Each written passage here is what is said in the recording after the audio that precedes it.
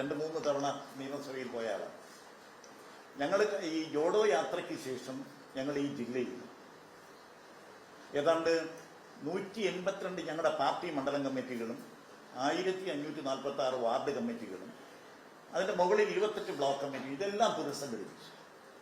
എന്നിട്ട് സീനിയർ നേതാക്കന്മാർ ഈ ജില്ലയിലുള്ള ഇന്നത്തെ KPCC തലത്തിൽ പ്രവർത്തിക്കുന്നവരുൾപ്പെടെയുള്ള സീനിയർ നേതാക്കന്മാർ ഓരോ നിയോജകമണ്ഡലത്തിന്റെ ചുമതലയെടുത്ത് 2-3 തട്ടിലായി സംഘടന പുനഃസംഘടിപ്പിച്ച് സംഘടനാ ദൗർബല്യങ്ങൾ മാറ്റി നമ്മുടെ പ്രവർത്തനം ശക്തമായി മുമ്പോട്ട് കൊണ്ടുപോകാനുള്ള ഏതാണ്ട് പ്രവർത്തനങ്ങൾ നന്നായി നടന്നു വരികയാണ്.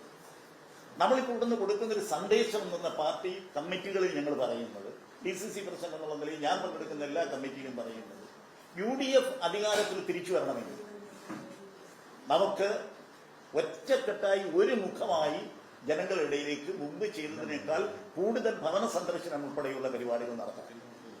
എവിടെയെങ്കിലും താൽക്കാലിക ഭിന്നതയുണ്ടെങ്കിൽ ആ പഞ്ചായത്ത് വാർഡ് നമ്മൾ ജയിക്കത്തില്ല. നമുക്കറിയാം കോർപ്പറേഷനിൽ ഇപ്പോൾ എത്രയാണ് നമുക്ക് സീറ്റുള്ളത്. അതിനു മുമ്പ് ഏതാണ്ട് അധികാരം കിട്ടുന്ന തരത്തിലേക്ക് നമുക്ക് ഈ കോർപ്പറേഷനിലെ ജനങ്ങൾ നമുക്ക് വോട്ട് ചെയ്യും. പഞ്ചായത്തുകൾ മഹാഭൂരിപക്ഷം പഞ്ചായത്തുകൾ നമുക്കായിരുന്നു. ഈ പഞ്ചായത്തുകൾ തിരിച്ചു വരണമെങ്കിലും കോർപ്പറേഷൻ തിരിച്ചു വരണമെങ്കിലും താഴെത്തട്ടിലുള്ള എല്ലാ സംഘടനാ ദൗർബല്യങ്ങളും പരിഹരിച്ച് സംഘടന സ്ട്രെങ്തൻ ചെയ്യാൻ വേണ്ടിയുള്ള പ്രവർത്തനമാണ് നടന്നത്. ഒരു ഉദാഹരണം ഞാൻ പറയാം. ഈ തിരുവനന്തപുരം കോർപ്പറേഷൻ തിരിച്ചു പിടിക്കണം എന്നുള്ള ഉദ്ദേശത്തോടു കൂടി ഈ തിരുവനന്തപുരം കോർപ്പറേഷൻ ഞങ്ങൾ 12 സെക്ടറായി തിരിച്ചു. 12 സെക്ടറായി തിരിച്ചു. ഏതാണ്ട് 8 വാർഡുകളുടെ ചുമതല കെ മുരളീധരൻ, 8 വാർഡുകളുടെ ചുമതല MMS, 8 വാർഡുകളുടെ ചുമതല VS ശിവകുമാർ, 7 വാർഡുകളുടെ ചുമതല നമ്മുടെ വിൻസെന്റ് MLA, 7 വാർഡുകളുടെ ചുമതല ശരത്ചന്ദ്ര പ്രസാദ്, 7 വാർഡുകളുടെ ചുമതല നമ്മുടെ VK വേണുഗോപാൽ, G സുബോധൻ. ഇങ്ങനെ നമ്മൾ വാർഡുകൾ കേന്ദ്രീകരിച്ച് നമ്മുടെ സംഘടനാ പ്രവർത്തനം നടക്കുകയാണ്. സ്വാഭാവികമായും എവിടെയെങ്കിലും ഭിന്നതയുണ്ടെങ്കിൽ അവരോട് പറയുന്നത് വാർഡിൽ സ്ഥാനാർത്ഥി നിശ്ചയിക്കണമെന്നാണ്. പാർട്ടിയുടെ വാർഡ് സ്ഥാനാർത്ഥി നിശ്ചയിക്കണമെങ്കിൽ അവിടെ എന്തെങ്കിലും അഭിപ്രായ വ്യത്യാസം ഉണ്ടെങ്കിൽ പങ്കുവെക്കണം. അവിടെ തീർന്നോളണം. ഒറ്റക്കെട്ടായി നമ്മൾ ഈ നിലമ്പൂരിലെ ഒരു സന്ദേശം വന്നിട്ടുണ്ട്. Team UDF. ആ ടീം UDF സ്പിരിറ്റോടുകൂടി താഴെത്തട്ടിൽ പ്രവർത്തിച്ചില്ലെങ്കിൽ തമ്മിൽ അടികൂടുകയും പിന്നെ റിബൽ വരികയും ഒക്കെ ചെയ്താൽ സംഘടനയ്ക്ക് നമ്മൾ ഉദ്ദേശിക്കുന്ന നല്ല വിജയം നമുക്ക് ഈ ജില്ലയിൽ ഉണ്ടാക്കിയെടുക്കാൻ കഴിയില്ല. നമുക്കറിയാം, തിരുവനന്തപുരം പാർലമെന്റിൽ നടന്ന ഇലക്ഷൻ ശശി തരൂരിനും അടൂർ പ്രകാശിനും ഈ തിരുവനന്തപുരത്തെ കോർപ്പറേഷന്റെ 4 നിയോജകമണ്ഡലങ്ങളും നമുക്ക് മുമ്പിലെത്താൻ കഴിഞ്ഞില്ല, ജയിച്ചു. ആറ്റിങ്ങിലും അതുപോലെയാണ്. അപ്പൊ ഇത് തീർത്തും വളരെ ശക്തമായ സംഘടനാ പ്രവർത്തനം പോകുന്നതിന്റെ ഭാഗമായിട്ടാണ് കമ്മിറ്റികളിലും എവിടെയെങ്കിലും ഭിന്നതയുണ്ട് എന്ന് പറഞ്ഞ് വിളിച്ചാൽ അവിടെ തീർക്കണം. അത് ഒരു പ്രവർത്തകൻ വിളിച്ചു. ആ പ്രവർത്തകനോട് ഞാൻ പറഞ്ഞു, നിങ്ങൾക്ക് വാർഡ് ജയിക്കണ്ടേ? അവിടെ ഇപ്പൊ CPM ആണ് ഭരിക്കുന്നത്, CPM ഭരിച്ചാൽ മതിയോ? എങ്കിൽ നിങ്ങൾ ആ ഭിന്നത തീർക്കാൻ വേണ്ടിയുള്ള ശ്രമം നിങ്ങളെല്ലാം കൂടെ കൂട്ടായിട്ട് ഒരുമിച്ചിരിക്കണം. അസംബ്ലി അവിടെ CPM ആണ് MLA. അസംബ്ലി നമുക്ക് തിരിച്ചു വരണ്ടേ? നമുക്ക് കേരളത്തിലെ ഗവൺമെന്റ് 10 വർഷം കഴിഞ്ഞ് ഗവൺമെന്റ് തിരിച്ചു വരണ്ടേ? ഈ ഒരു മെസ്സേജാണ് ഇവിടുന്ന് കൊടുത്തുകൊണ്ടിരിക്കുന്നത്.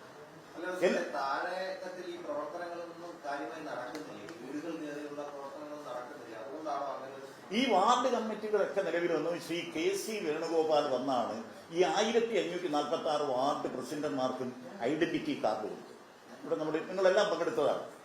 അതിനുശേഷം നമ്മൾ ഈ വാർഡ് പ്രസിഡന്റുമാരുടെ അവിടെ അത്യാവശ്യമായി 1546 വാർഡിലും മഹാത്മാഗാന്ധി കുടുംബസംഗമം, ഇനി 100 വാർഡിലെ മഹാത്മാഗാന്ധി കുടുംബസംഗമം നടക്കാനുണ്ട്.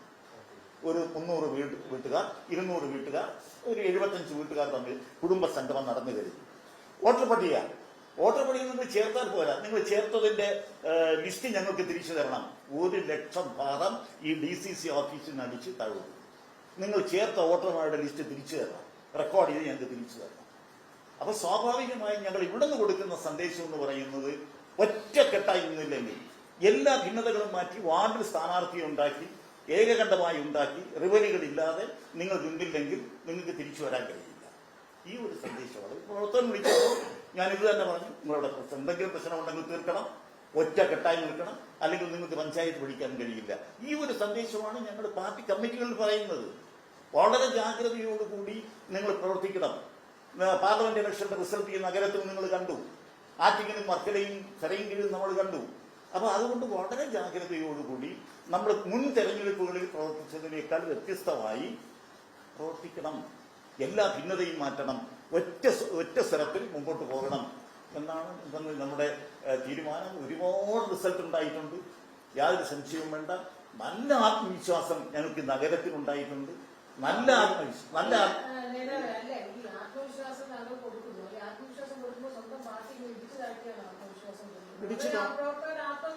ഞാൻ പുത്തരിക്കണ്ട മൈതാനത്ത് വന്ന് പ്രസംഗിച്ചതല്ല, ഞാനൊരു പ്രവർത്തകനോട് പറഞ്ഞതാണിത്. പുത്തരിക്കണ്ട മൈതാനത്തോട് വന്ന് ഞാൻ പ്രസംഗിക്കുകയാണെങ്കിൽ അത് ഇടിച്ചു താഴ്ത്തലാകും. നീ ശ്രദ്ധിക്കണം, നിന്റെ വാർഡ് തിരിച്ചു പിടിക്കണം, അവിടെയുള്ള ഭിന്നതകൾ തീർക്കാൻ നീ നേതൃത്വം കൊടുക്കണം. ഞാനൊരു പഞ്ചായത്തിലെ പ്രവർത്തകനോടാണ് സംസാരിച്ചത്. അത്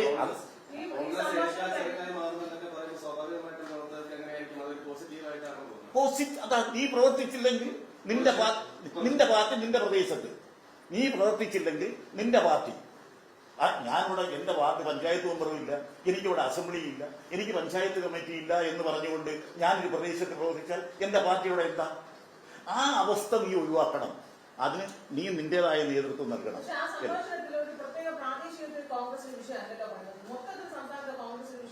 അതാണ് ഞാൻ നഗരത്തിന്റെ കാര്യം പറഞ്ഞത്. ഞാൻ ഈ അതായത് എങ്ങനെയാ തൃശ്ശൂർ BJP ജയിച്ചത്? ഒരു കാലത്തും കൂടെ BJP പാർലമെന്റിൽ ജയിച്ചിട്ടുണ്ട്.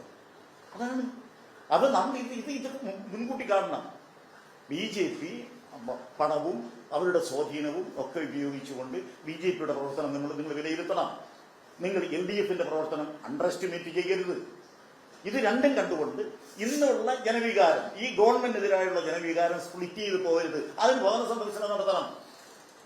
കാരണം ഇവിടെ BJP പഞ്ചായത്തുകൾ അധികാരത്തിൽ വരില്ല, അസംബ്ലിയിൽ അധികാരത്തിൽ വരില്ല എന്ന് ജനങ്ങൾക്കറിയാം, മലയാളികൾക്കറിയാം. സ്വാഭാവികമായിട്ട് അവരുടെ വീടുകളിൽ പോയി ഈ കാര്യങ്ങൾ 1 ദിവസം 2 ദിവസം 3 തവണ വോട്ടർ പട്ടികയിൽ പേര് ചേർക്കണമെങ്കിൽ ഇങ്ങനെ ഒരു വാർഡിലൊക്കെ 500 1000 വോട്ടിൽ ചേർക്കാനുണ്ട്. വന്നിരിക്കുന്ന വോട്ട് മുഴുവനും പല വോട്ടുകളും പല പ്രദേശങ്ങളിലുമാണ്. ഇത് ഭവന സന്ദർശനം നടത്തി കമ്മിറ്റികൾ വളരെ നന്നായി ചെയ്തില്ലെങ്കിൽ നമ്മുടെ പാർട്ടിയെ സംബന്ധിച്ചിടത്തോളം വലിയ തിരിച്ചടി ഉണ്ടാകുമെന്ന് ഓരോ പ്രവർത്തകരോടും ഓരോ കമ്മിറ്റിയിലും DC പ്രസിഡന്റിനോടും ഞാനും എന്നോടൊപ്പമുള്ള 20-22ഓളം നേതാക്കന്മാർ എല്ലാ കമ്മിറ്റികളിലും ഇത് പറയുകയാണ്. ഇതാണ് എന്റെ വസ്തു. LDF ഭരണം തുടരും, BJP കുറച്ച് കാശ് കൊടുത്ത് വോട്ട് വാങ്ങും, UDFന്റെ ഗതി അതോടെ അധോഗതിയാവും. അപ്പൊ അങ്ങനെയൊക്കെ പറയേണ്ട ഒരു സാഹചര്യം ഇപ്പോൾ കേരളത്തിൽ UDFനുണ്ടോ? ഒരു DCC പ്രസിഡന്റ് ഞാനത് നേരത്തെ പറഞ്ഞല്ലോ, ഞാൻ ഒരു പത്രസമ്മേളനം നടത്തി പറഞ്ഞല്ലേ, എന്തൊരു പ്രവർത്തകൻ സാധാരണയായിട്ട് അവിടുത്തെ നിസ്സാര കാര്യങ്ങൾ പറഞ്ഞ് അത് തീർക്കാൻ ശ്രമിക്കാതെ വീണ്ടും ഇട്ട് ജനങ്ങളുടെ മുമ്പിൽ ആ പ്രദേശത്തെ പാർട്ടിയെ വികൃതമാക്കാൻ ശ്രമിക്കുമ്പോൾ സ്വാഭാവികമായും ഞാനത് പറഞ്ഞേ തീരൂ. നമുക്കിതാണ് വലുത്. നിനക്ക് നിന്റെ പ്രദേശത്തെ പാർട്ടി, അവിടുത്തെ ഗ്രാമപഞ്ചായത്ത്, അവിടുത്തെ അസംബ്ലി, ഇതൊക്കെ നമുക്ക് തിരിച്ചു വരണമെങ്കിൽ നിങ്ങൾ ഒറ്റക്കെട്ടായി മുമ്പോട്ട് പോകണം, ഒരു മുഖമാകണം. അതിൽ കൂടെ നിലമ്പൂരും പറയും UDF ഇത്രയും ഒരു ടീം വെക്കാൻ ഇന്നൊരു കാലഘട്ടമില്ല, അത് പറയും.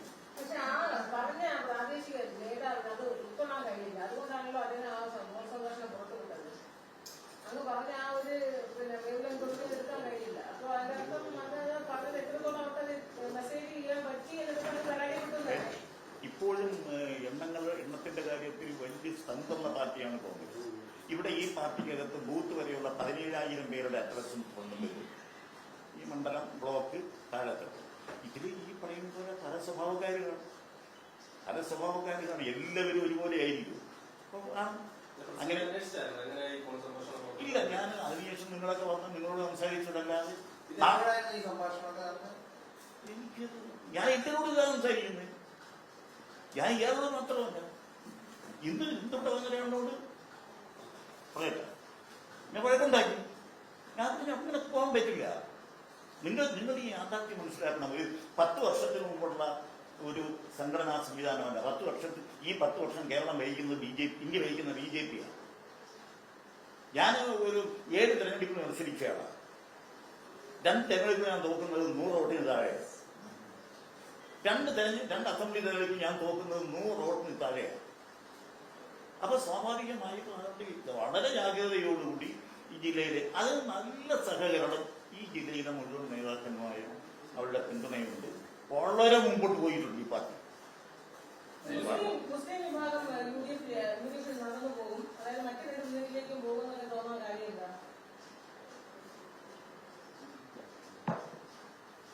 ശ്രീവരാഹത്തിന് ഇലക്ഷൻ, കോർപ്പറേഷൻ ബൈ ഇലക്ഷൻ അവിടെ നല്ല കോൺഗ്രസ് കാൻഡിഡേറ്റ് കിട്ടി. അവിടെ ഒരു ശരിക്കും UDF അനുകൂലികളായ പാർലമെന്റ് ഇലക്ഷൻ വോട്ട് ചെയ്ത മുസ്ലിം വോട്ടർ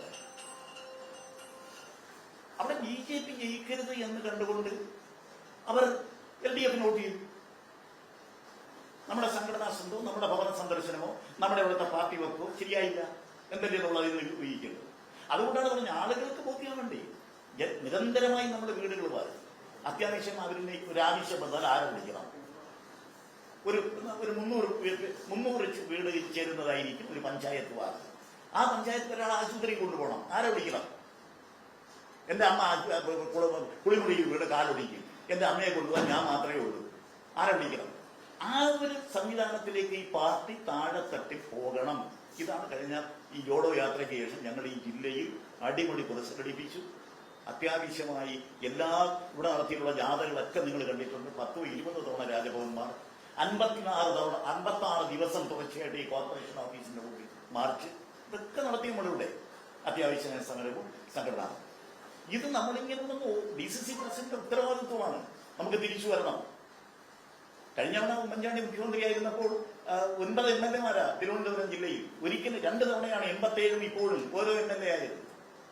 ഈ ജില്ലയിലെ സംഘടനാ വർക്കും ശരിയാക്കി ഇവിടുത്തെ സോഷ്യൽ എഞ്ചിനീയറിംഗും ശരിയാക്കുകയാണെങ്കിൽ 10 MLA-മാരോടെ ജയിപ്പിക്കാൻ പറ്റും.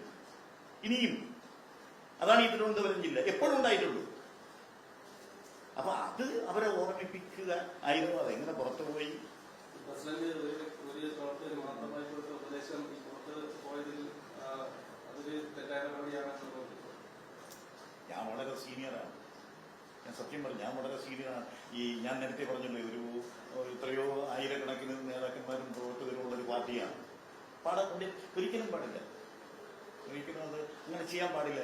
അയാൾ ഏത് തരത്തിലെ അയാൾ ചിന്തിക്കുന്ന ആളാണെങ്കിലും ഒരു സതുദ്ദേശത്തോടു കൂടി ഈ പാർട്ടി തിരിച്ചു വരുന്ന ആയിരക്കണക്കിന് പ്രവർത്തകർ. ഇപ്പോൾ കാണുന്നൊരു പ്രത്യേകത എന്ന് പറഞ്ഞാൽ, ഞാൻ മത്സരിച്ച് തെരഞ്ഞെടുപ്പുകളെ കുറിച്ച് പറഞ്ഞു, എല്ലാവർക്കും തിരിച്ചു വരണമെന്നുള്ളൊരു ആവേശം, അതിനുള്ള വർക്കും താഴെ നടക്കുന്നു. ഒരു പാർട്ടി വർക്കൊക്കെ താഴോട്ട് പറഞ്ഞാൽ അതനുസരിച്ച് വർക്ക് നടക്കുന്നു, നന്നായി നടക്കുന്നു. അപ്പൊ അതുകൊണ്ട് അത് തീർച്ചയായിട്ടും അത് ശരിയായില്ല എന്നുള്ള അഭിപ്രായം. പ്രാദേശിക തലത്തിൽ സംസ്ഥാന തലത്തിൽ നേതാക്കൾക്കിടയിൽ ഭിന്നതകളുണ്ട്. അത് പരിഹരിച്ച് മുന്നോട്ട് പോയാൽ കോൺഗ്രസിന് തിരിച്ചു തരാൻ കഴിയുമെന്നാണ് ഞാൻ അങ്ങനെ വളരെ വലിയ ഭിന്നതയൊന്നും ഞാൻ മോളിൽ കാണുന്നില്ല. ഞാൻ ഒരു ഭിന്നത ഞാൻ നേതൃത്വത്തിൽ ഒരു ഭിന്നതയും ഇപ്പൊ കാണുന്നില്ല. DC പ്രസിഡന്റാണ്. ഭിന്നതയുണ്ടെങ്കിൽ എനിക്ക് നന്നായിട്ടറിയാം. ഒരു ഭിന്നതയും ഇന്ന് കേരളത്തിൽ പ്രത്യേകിച്ച് നിലമ്പൂർ തെരഞ്ഞെടുപ്പിന് ശേഷം ഒരു ഭിന്നതയും കേരളത്തിൽ കോൺഗ്രസിനകത്തില്ല. വളരെ നന്നായി ഒറ്റക്കെട്ടായി മുമ്പോട്ട് പോകുന്നു. ഈ സന്ദേശം താഴോട്ട് എത്തിക്കുക എന്നുള്ള ചുമതലയാണ് എനിക്കുള്ളത്. അല്ലെങ്കിൽ തിരിച്ചടി ഉണ്ടാവും. ഞാൻ അവരെ ബോധ്യപ്പെടുത്തുക. എന്നെ ഫോണിൽ വിളിച്ച ആള് ഒരു പഞ്ചായത്തിൽ പ്രവർത്തിക്കുന്ന പ്രവർത്തകനാണ്. അയാളെ ഞാനത് ബോധ്യപ്പെടുത്തുകയാണ്. അതാണ് വളരെ സതുദ്ദേശത്തോടു കൂടി ഇപ്പോൾ എല്ലാ ദിവസവും ചെയ്തുകൊണ്ടിരിക്കുന്ന ജോലിയാണ്. അതാണ് സത്യം.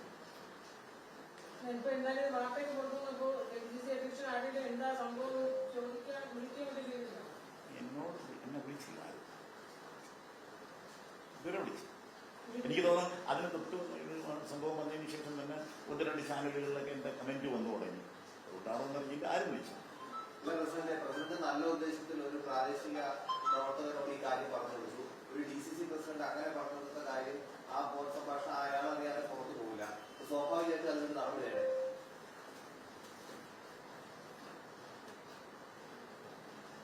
പറയാം, വളരെ സീനിയറാണ് ഞാൻ.